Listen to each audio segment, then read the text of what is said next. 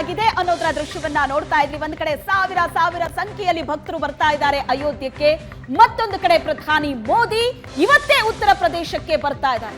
ನಾಳಿನ ಪ್ರಾಣ ಪ್ರತಿಷ್ಠಾಪನಾ ಕಾರ್ಯಕ್ರಮದಲ್ಲಿ ಪ್ರಧಾನಿ ಮೋದಿ ಭಾಗಿಯಾಗ್ತಾರೆ. ನಾಳಿನ ಪೂಜಾ ಕೈಂಕರ್ಯಗಳಿಗೂ ಕೂಡ ಭರ್ಜರಿ ತಯಾರಿಯಾಗಿದೆ ಅಯೋಧ್ಯೆಯಲ್ಲಿ. ಇವತ್ತೇ ಉತ್ತರ ಪ್ರದೇಶಕ್ಕೆ ಪ್ರಧಾನಿ ಮೋದಿ ಹೋಗ್ತಾರೆ. ನಾಳಿನ ಪ್ರಾಣ ಪ್ರತಿಷ್ಠಾಪನಾ ಕಾರ್ಯಕ್ರಮದಲ್ಲಿ ಪ್ರಧಾನಿ ಮೋದಿ ಭಾಗಿಯಾಗ್ತಾರೆ. ಲಖನೌ ಅಥವಾ ಅಯೋಧ್ಯೆಯಲ್ಲಿ ಇವತ್ತು ಮೋದಿ ವಾಸ್ತವ್ಯವನ್ನ ಹೂಡಲಿದ್ದಾರೆ. ಲಖನೌಲ್ಲಿರ್ತಾರೆ ಅಥವಾ ಅಯೋಧ್ಯೆಯಲ್ಲಿ. ನಾಳೆ ಬೆಳಗಿನ ಕಾರ್ಯಕ್ರಮಕ್ಕೆ ಇವತ್ತೇ ಪ್ರಧಾನಿ ಮೋದಿ ಉತ್ತರ ಪ್ರದೇಶಕ್ಕೆ ಆಗಮಿಸ್ತಾರೆ. ಲಖನೌ ಅಥವಾ ಅಯೋಧ್ಯೆಯಲ್ಲಿ ಮೋದಿ ವಾಸ್ತವ್ಯ ಹೂಡಲಿದ್ದಾರೆ. ನಾಳೆ ಬೆಳಿಗ್ಗೆ ಬ್ರಾಹ್ಮಿ ಮುಹೂರ್ತದಲ್ಲಿ ಸರಯೂ ನದಿಯಲ್ಲಿ ಸ್ನಾನವನ್ನ ಮಾಡಲಿದ್ದಾರೆ. ಕಳಶದಲ್ಲಿ ಸರಯೂ ನೀರನ್ನ ಗರ್ಭಗುಡಿಗೆ ತೆಗೆದುಕೊಂಡು ಬರ್ತಾರೆ. ನದಿಯಲ್ಲಿ ಸ್ನಾನ ಮಾಡಿ ಗರ್ಭಗುಡಿಗೆ ನೀರನ್ನ ತೆಗೆದುಕೊಂಡು ಬರಲಿದ್ದಾರೆ ಪ್ರಧಾನಿ ಮೋದಿ. ನಾಳೆ ಬೆಳಿಗ್ಗೆ 10:55 ಅಯೋಧ್ಯೆಗೆ ಮೋದಿ ಆಗಮನ ಆಗತ್ತೆ. ನಾಳೆ ಬೆಳಿಗ್ಗೆ 11ರಿಂದ 12 ಗಂಟೆ ತನಕ ಸಮಯವನ್ನ ಕಾಯ್ದಿರಿಸಲಾಗಿದೆ. ನಾಳೆ ಮಧ್ಯಾಹ್ನ 12:05ರಿಂದ ಪ್ರಾಣ ಪ್ರತಿಷ್ಠಾಪನೆಯ ಪೂಜಾ ಕೈಂಕರ್ಯಗಳೇನಿದೆ ಅವೆಲ್ಲವೂ ಕೂಡ ಆರಂಭ ಆಗತ್ತೆ.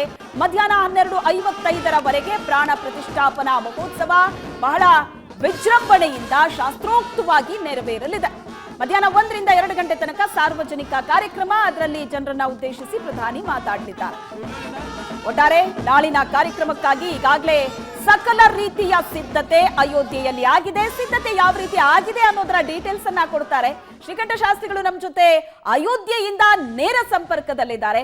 ಶಾಸ್ತ್ರಿಗಳೇ, ಈಗ ಭಕ್ತರು ಸಾವಿರ ಸಂಖ್ಯೆಯಲ್ಲಿ ಬರ್ತಾ ಇದ್ದಾರೆ. ಎಲ್ಲ ನೋಡಿದ್ರು ರಾಮನಾಮ ಜಪ ಮೊಳಗ್ತಾ ಇದೆ. ಪ್ರಧಾನಿ ಮೋದಿ ಎಂಟ್ರಿ ಆಗ್ತಾ ಇದೆ ಇವತ್ತು ಉತ್ತರ ಪ್ರದೇಶಕ್ಕೆ. ನಾಳಿನ ಕಾರ್ಯಕ್ರಮದ ನೇತೃತ್ವವನ್ನ ಪ್ರಧಾನಿ ಮೋದಿ ವಹಿಸ್ತಾರೆ. ಪ್ರಾಣ ಪ್ರತಿಷ್ಠಾಪನೆ ನೆರವೇರಿಸ್ತಾರೆ. ಸೊ ಯಾವ ರೀತಿ ಸಿದ್ಧತೆಗಳಾಗಿದೆ, ಏನೆಲ್ಲ ಕಾರ್ಯಕ್ರಮಗಳಿರುತ್ತೆ? ಅವರು ಬರ್ಲಿಕ್ಕಾಗಿ ಇಲ್ಲಿ ಎಷ್ಟು ಏನು ಸ್ಟ್ರಿಕ್ಟ್ ಆದ ಅಂತೀವಲ್ಲ, ಅತಿ ಭಯಂಕರವಾದ ಸ್ಟ್ರಿಕ್ಟ್ ಆದ ಒಂದು ಎಲ್ಲ ವ್ಯವಸ್ಥೆಗಳನ್ನ ಮಾಡ್ಕೊಂಡಿದ್ದಾರೆ. ಪೊಲೀಸ್ ಸಿಬ್ಬಂದಿ ಸಾಕಷ್ಟು ಮಂದಿ ಅವರೇ ಇದ್ದಾರೆ.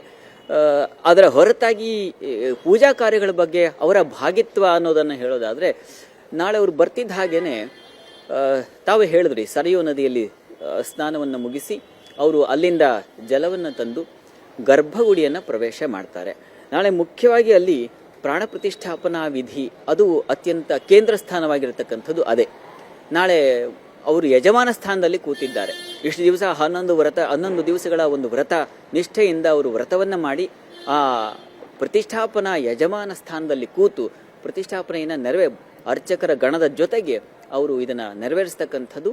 ಅಲ್ಲಿ ಪ್ರಧಾನವಾದ ಅಂಶಗಳು ಅಂತಂದರೆ ಮಹಾಪೂಜೆ ನೆರವೇರುತ್ತೆ ನಾಳೆ.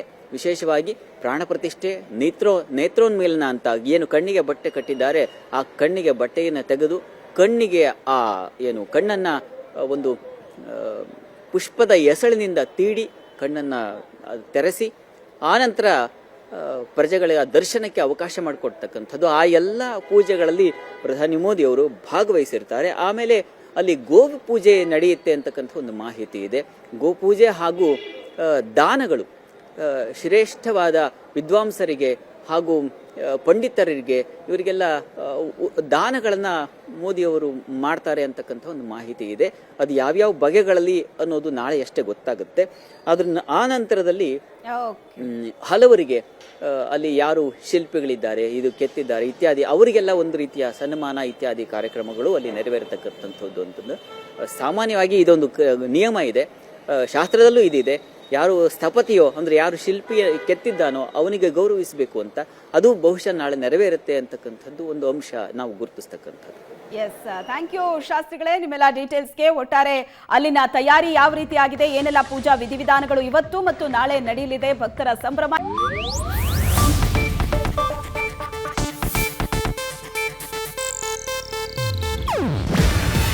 ಇದು ಏಷ್ಯಾನೆಟ್ ನ್ಯೂಸ್ ನೆಟ್ವರ್ಕ್ ಪ್ರಸ್ತುತಿ. ನೀವು ನೋಡ್ತಿದ್ದೀರಾ ಏಷ್ಯಾನೆಟ್ ಸುವರ್ಣ ನ್ಯೂಸ್.